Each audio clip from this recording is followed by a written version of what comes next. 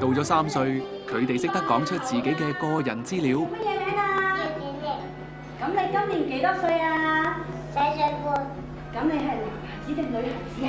女孩子，綠色、藍色。可以講出顏色同對比嘅概念，將物件配對，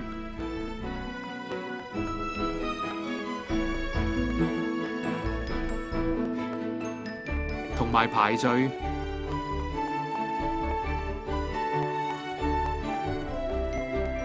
亦會繪畫簡單人像。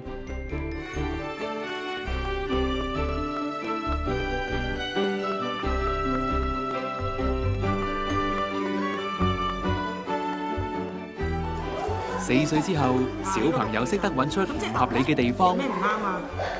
入咗小狗屋。哦，入咗小間屋。咁隻烏龜有咩唔啱啊？佢又想巴士㗎。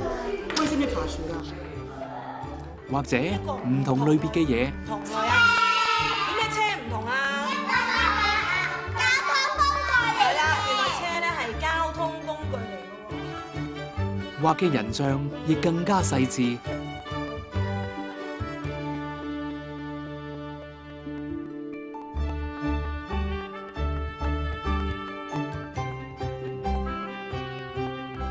到咗5歲，小朋友能夠輕而易舉咁按物件嘅長短、高矮、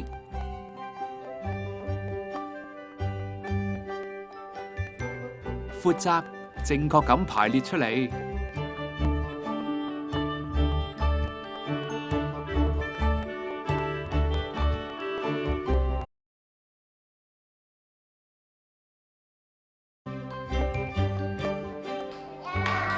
除咗順次序背誦數字之外，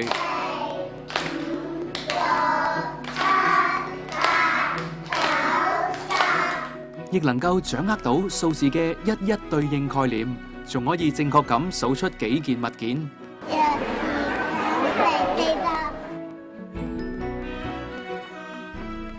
小朋友到咗4歲左右，就開始掌握時間嘅概念。夜晚黑嘅小朋友咧會做乜嘢啊？佢咧就亦對空間位置有所認識。即山嘅前邊嘅。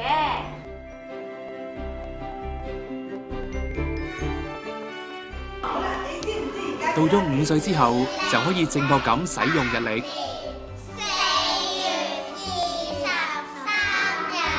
今日星期幾啊？今日同埋時鐘，仲可以進行簡單嘅加減運算。